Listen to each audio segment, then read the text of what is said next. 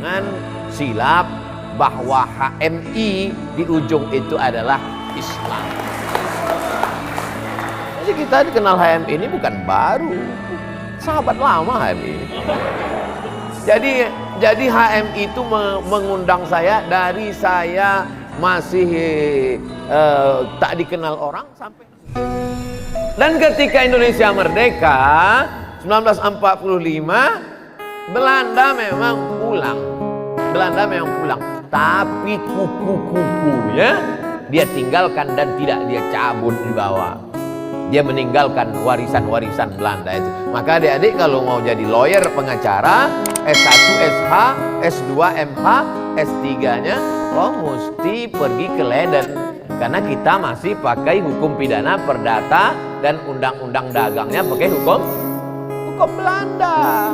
Makanya kalau antum sarjana MAG, apa nih master alam goib kata dia. Kenapa? Karena tidak dipakai. Jadi adik-adik yang MAG, yang hukum Islam, saya anjurkan ambil lagi SH, kuliah lagi. Kenapa? Karena mereka yang dulu katanya mengambil kulit manis dengan cengkeh itu ternyata tidak sesimpel itu, guys.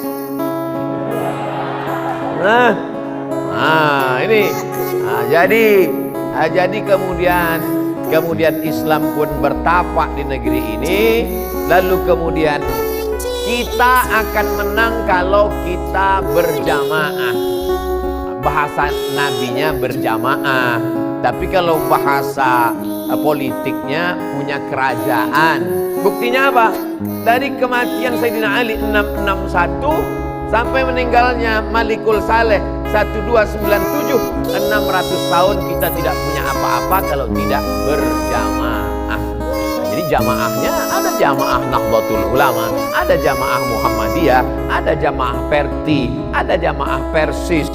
Tapi kalau untuk mahasiswa tentu nama jamaahnya adalah HMI, Himpunan Mahasiswa Islam. Ustadz kan ngomong gitu karena kebetulan di HMI. Memang HMI yang selalu ngundang saya. Saya tak ingat tahun berapa itu.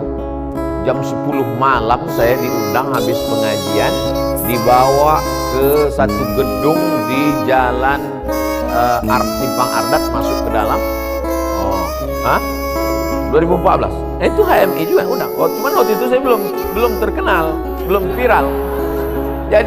Jadi HMI itu mengundang saya dari saya masih tak dikenal orang sampai hari ini. Jadi kalau saya datang kemari, jangan katakan HMI numpang Allah dia ngundang Abdul Somad karena viral. Enggak. Hubungan kami dengan HMI ini dari mulai pasang surut.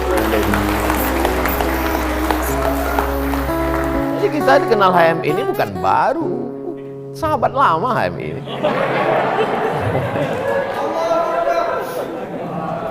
Pelajaran dari 661 ke 1297, kita tidak akan bisa punya kekuatan kalau tidak berjamaah. Alaikum berjamaah. Oke, makanya Belanda datang menghancurkan jamaah kita itu dengan sebuah metode yang disebut dengan divide et impera. Mengapa sultan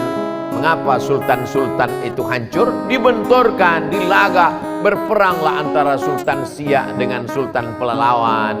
Berperanglah antara Kesultanan Cirebon, Sultan Haji dengan itu Sultan Agung. Itu semua adalah untuk menghancurkan jamaah. Jadi bahasa simpelnya dari Nabi, Iyakum alaikum bil jamaah. Hendaklah kamu berjamaah. Iyakum wal furqah. Janganlah kamu berpecah belah. Simpel bahasa Nabi. Tapi itu yang terjadi dengan kedatangan Belanda menghancur. Tapi kemudian sadar, bangsa ini sadar. Akhirnya pada tahun 1905 berjamaah lagi. Jamaah itu bernama Sarekat Islam. Jadi umat Islam ini dia linglung, error, hilang, tapi lama-lama sadar. Bayangkan itu, berapa lama bertapa itu Portugis, lalu kemudian datang Belanda, akhirnya sadar. Ketika dia sedang sadar itu berkumpul berjamaah. Jadi kalau kita lihat 3 pejuang besar di Indonesia itu lahir dari Sarekat Islam. Yang satu menjadi Eka, satu menjadi Eki, satu menjadi jalan tengah. Ekstrim kiri Semaun. Semaun lahir dari rahim Sarekat Islam. Lalu kemudian yang kanannya itulah dia Gerakan Darul Islam Tentara Islam Indonesia DITII Kartosuwiryo. Yang satu menginginkan udah kita jadi komunis saja. Yang satu mengatakan kita Islam. Kemudian jalan tengahnya adalah Presiden Soekarno. Jadi ketiga orang inilah lahir dari rahim sebuah jamaah. Saya tidak melihat Sarekat Islamnya, saya melihat bahwa kita menjadi kuat disegani dan akan lahir tokoh-tokoh kalau berjamaah. Tapi ketika itu Sarekat Islam lebih ditonjolkan pada sarekatnya, bisnisnya, orang kaya. Lalu kemudian pada tahun 1947 itu gerakan lebih khusus spesifik lagi. Awal-awal kemerdekaan Republik Indonesia, ketika rongrongan luar biasa, kita perlu konsolidasi ke dalam, kita perlu pematangan kekuatan, maka disitulah lahir jamaah lagi yang bernama Jamaah HMI, Himpunan Mahasiswa Indonesia. Jadi kalau ada masanya nanti HMI memang sudah tabiat manusia ini ya begitu. Ada orang susah, miskin, merantau ke kota, pontang-panting, tunggang langgang, lintang pukang, berhasil, akhirnya sukses. Nanti anaknya menikmati kesuksesan bapaknya, lalu kemudian pacaran, hamil anak orang, mabuk, sakau, nabrak tiang listrik, lalu kemudian giliran cucunya susah lagi. Menurut teori sosiolog muslim dari Tunisia namanya Abdurrahman Ibnu Khaldun, memang sudah begitulah manusia ini. Susah, senang, penikmat, terlena, susah lagi. Nanti yang susah lagi tadi anaknya nanti semangat lagi ya gitu. Nah, jadi ketika awalnya kita kuat, lalu kemudian dijajah, lemah. Lalu kemudian bersatu lagi, habis itu terjajah, lemah. HMI menjadi sebuah organisasi mahasiswa yang solid. Lalu kemudian penikmat, terjajah, lemah. Lalu bangkit lagi, memang sudah begitu sunnatullahnya. Nah, jadi yang perlu bagaimana kita jangan menjadi penikmat, tapi terus berjuang. Jadi kalau ada seorang ayah kaya, duitnya banyak, tapi anaknya dia suruh pergi. Anaknya disuruh pergi ke luar negeri, kos sekolah, cari makan sendiri, cari beasiswa sendiri. Maka sesungguhnya ayah itu bukan kejam, bukan jahat. Dia ingin anaknya merasakan perjuangan. Itu sebenarnya. Jadi orang tua yang baik menurut anak-anak muda, orang tua yang baik adalah orang tua yang membelikan mobil, membelikan rumah. Di dalam rumah itu ada kolam renang, naik kolam renang, sarapan sudah siap, pembantu sampai 3, ada yang tukang pel, ada yang tukang cuci, lalu kemudian TV-nya sebesar dinding. Maka jadilah anak-anak penikmat yang insya Allah akan penghancur pada masanya. Jadi adik-adik kalau mau tetap ini solid, dia memang mesti berjuang, mesti ada tetes puluh keringat dan air mata. Orang baru ada rasa sayangnya kalau dia berjuang. Nah, belajar dari datangnya Islam, sampai Islam punya kekuatan, sampai Islam dihancurkan, sampai Islam hari ini, maka yang paling penting adalah pelajaran penting berjamaah. Lalu kemudian ada target yang mau dicapai. Ini bahwa organisasi terlarang dibubarkan bisa. Komunis, tapi dia sebagai sebuah ideologi keyakinan tidak bisa ditangkap. Siapa yang bisa menangkap keyakinan? Tidak ada yang bisa menangkap keyakinan. Organisasi bisa dibubarkan, aliran partai bisa dibekukan, dana bisa dihilangkan, tapi pemikiran tidak bisa. Maka berhati-hati terhadap pemikiran sekularisme, liberalisme, komunisme, karena dia seperti hantu. Dia tidak ada punya organisasi, tapi dia ada dalam pikiran orang. Dia keluar dari pikiran, dibicarakan di mulut, dan dia menjadi ditularkan ke dalam pikiran orang. Jangan silap bahwa HMI di ujung itu adalah Islam. Target akhirnya adalah bagaimana anak-anak muda mahasiswa di Indonesia betul-betul menjalankan Islam sebagai seorang muslim, sholat, zakat, puasa, haji, hidup bersilaturahim, hidup sebagai bangsa seperti yang digariskan oleh founding father negeri. Indonesia sampai hari ini masih tetap Republik Indonesia itu karena umat Islam. Betul atau tidak? Percaya atau tidak? Umat Islam. Seandainya umat Islam ini punah, musnah, sudah lama Indonesia ini bubar. Islam inilah yang menjaga negara kesatuan Republik Indonesia. Mana bukti kalimat kata-kata Ustaz? Kita ketika itu menghadapi Belanda, Jepang, komunis. Di tengah tiga yang kita hadapi, Jepang, Belanda, komunis, tiba-tiba orang timur berkata, kalau kalian tetap masih mempertahankan kepercayaan kepada Tuhan dengan menjalankan syariat Islam bagi pemeluknya, kami tak mau bergabung dengan kalian. Mereka sebetulnya salah paham. Dia sangka dengan kalimat menjalankan syariat Islam bagi pemeluknya, disangkanya kita akan menyunat dia. Gak ada. Menjalankan syariat Islam bagi pemeluknya. Pemeluknya yang jalankan syariat Islam. Orang tak Islam tak kita paksa ikut kita. Wala ana abidu ma'abattum wala antum abiduna ma'amud lakum dinukum. Tapi orang Islam ini luar biasa toleransinya. Saudaraku, ini sedang kita hadapi ini tiga: Belanda, Jepang, komunis, dengan support dari Cina dan Rusia. Kalau gara-gara ini kalian memisahkan diri, maka janganlah seperti itu. Oh, kalau kami mau bersatu, tapi dengan syarat buanglah ini. Akhirnya dibuanglah kata itu. Win-win solution, jalan tengah. Akhirnya ketuhanan yang Maha Esa. Lalu kemudian syariat Islam siapa yang mengontrol? Kementerian Agama. Kementerian Agama. Maka di dalam Kementerian Agama itu dulu ada Pengadilan Agama. Dulu Pengadilan Agama itu di bawah Kementerian Agama. Sekarang Pengadilan Agama itu masuknya ke Mahkamah Agung. Tapi Kementerian Agama mengurus semua aturan, dari mulai wakafnya, sekolahnya, sampai nikahnya, sampai segala yang terkait dengan kehidupan beragama. Maka kita jangan sampai lupa ini.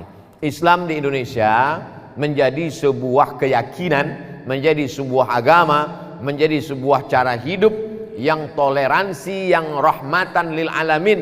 Nah, jadi kalau kita bicara tentang masalah rahmatan lil alamin, Islam ini kata Allah Ta'ala, wa ma arsalnaka illa rahmatan lil alamin. Tak ada ayat mengatakan wa ma arsalnaka illa rahmatan lil muslimin, tak ada. Lil mu'minin, tak ada. Lin nas pun tak ada. Kamu menjadi rahmat bagi manusia, enggak. Kamu menjadi rahmat bagi semesta alam. Kenapa alam mengamuk sekarang? Kenapa alam mengamuk? Alam mengamuk karena dia tidak lagi mendapat rahmat dari manusia. Tambang-tambang liar, pohon kayu dipotong seenaknya saja. Padahal dalam Islam diajarkan man qata'a sidratan, siapa yang memotong sebatang pohon sidir, sawwaballahu ra'sahu finnar, disungkurkan kepalanya dalam api neraka. Sebatang pohon kau potong tanpa ada tujuan, disungkurkan kepalamu dalam api neraka. Man waqa'an alaihimul qiyamah, siapa yang sudah mau mati, ngap-ngap baung sudah mau mati, sakit. Judul lagunya menghitung hari, sudah mau mati sudah. Wa fi yadihi fasilah, di tanganmu ada bibit korma, falyughris, tanamkan. Sekarang baru orang membuat baleho besar-besar, one man one tree, satu orang menanam satu pohon. 14 abad yang lalu Nabi sudah mengajarkan itu. Jadi saya bolak-balik mengajarkan bagaimana menjaga keseimbangan alam. Kalau ada ustadz cerita bagaimana Islam menjaga hubungan dengan tetangga, bagaimana menjaga dengan kawan yang berbeda agama, Islam menjaga hubungan kita dengan alam. Maka dulu alam tak mengamuk, karena itu kita jaga dengan baik. Hari ini alam mengamuk karena hubungan itu sudah dirusak oleh orang-orang. Yang aneh dan lucunya, orang yang menebang, yang membuat illegal logging, yang melakukan tambang liar, ketika berdoa dia pula yang paling kuat menangisnya. Ya Allah, gitu. Apa yang terjadi ini? Sejak kapan rutinitas berubah menjadi ritual? Rutinitas, ada masanya rutinitas menebang pohon, ada masanya rutinitas menambang liar, lalu nanti masa kemarau datang kebakaran, ada pula masanya untuk berdoa beramai-ramai di tanah lapang minta turun hujan. Mana mungkin Allah menurunkan hujan?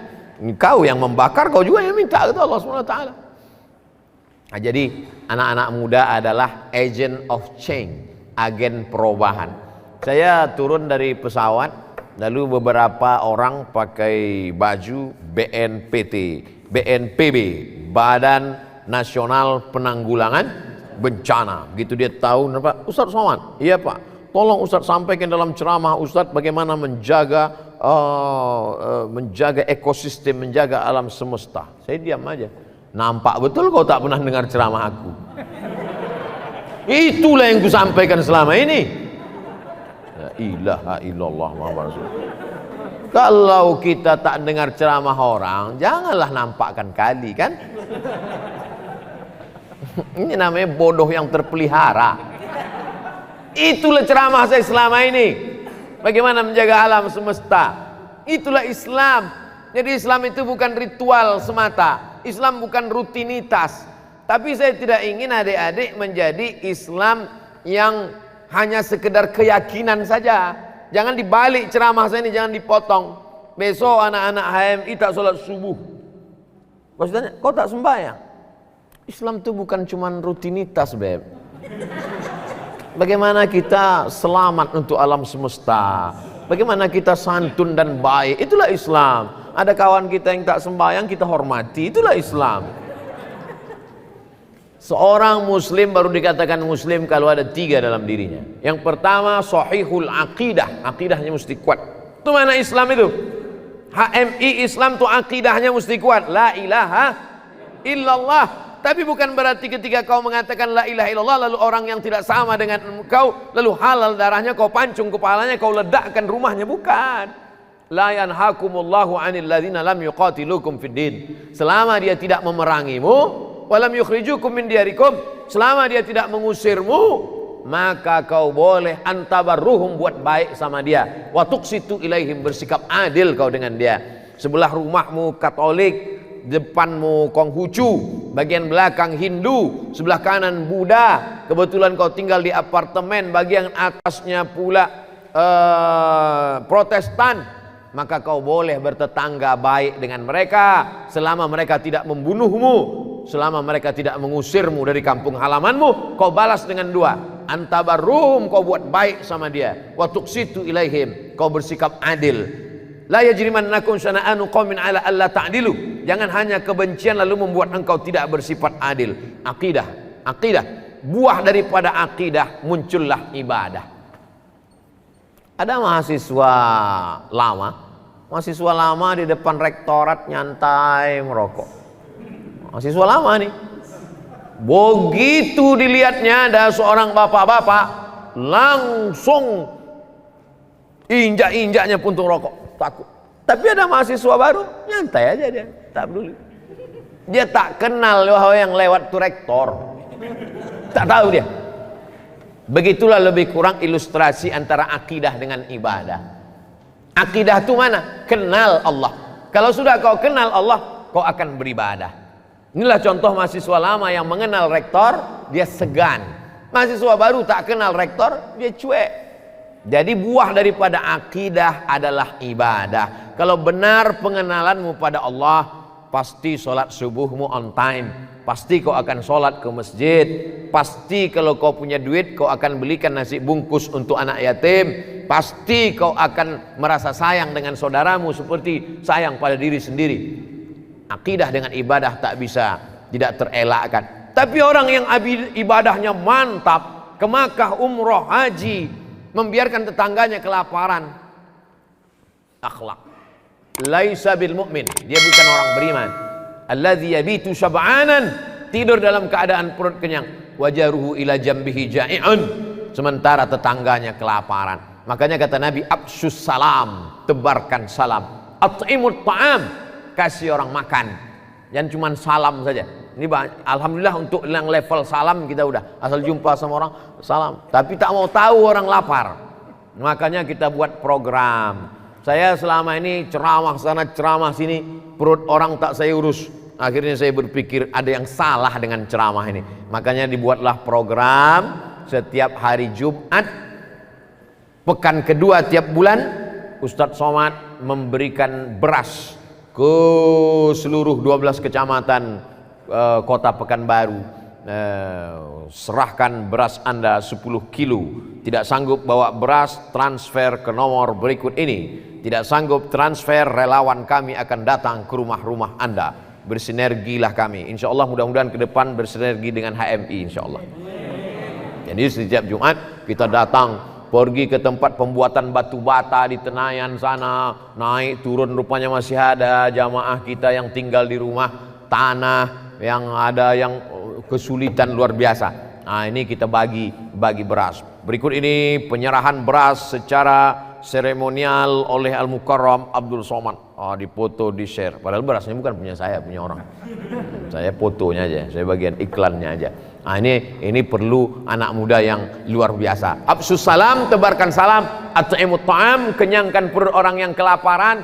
Jangan sampai kita masuk fadzalikal ladzi yad'ul yatim. Di organisasi inilah kalian dibentuk militan. Nanti setelah ini pada fase berikutnya ada yang menjadi wali kota, ada yang menjadi gubernur, ada yang menjadi menteri, ada yang menjadi anggota legislatif, DPR kabupaten, DPR provinsi, DPR RI, DPD. Itu mesti diisi oleh orang-orang HMI insyaallah. Bebuih mulut saya mengajak orang bayar zakat. Saya pulang ke Pekanbaru 2008, 2009 langsung keluar SK Basnas, Badan Amil Zakat Nasional, mengangkat Abdul Somad sebagai tim sosialisasi zakat, masuk kantor keluar kantor. Waktu itu umur saya 30 tahun. Saya tanyalah, kenapa saya masuk tim sosialisasi ini Pak? Karena suara Ustadz lah yang paling kuat katanya. Masuk kantor keluar kantor. Tak ada perubahan. Masuk kantor BUMN, kantor dinas, kantor badan, habis keliling Riau ini. Tak ada perubahan. Tapi ada satu bupati tidak ceramah, tak ada menggelegar. Kalau ngomong suaranya pelan, macam-macam tak terdengar. Tapi bisa zakat itu berkembang pesat. Lewat apa? Satu tanda tangan pena di ujung jari penguasa. Seluruh PNS bayar zakat, potong atas 2,5%, yang tak mau siap-siap dipindahkan.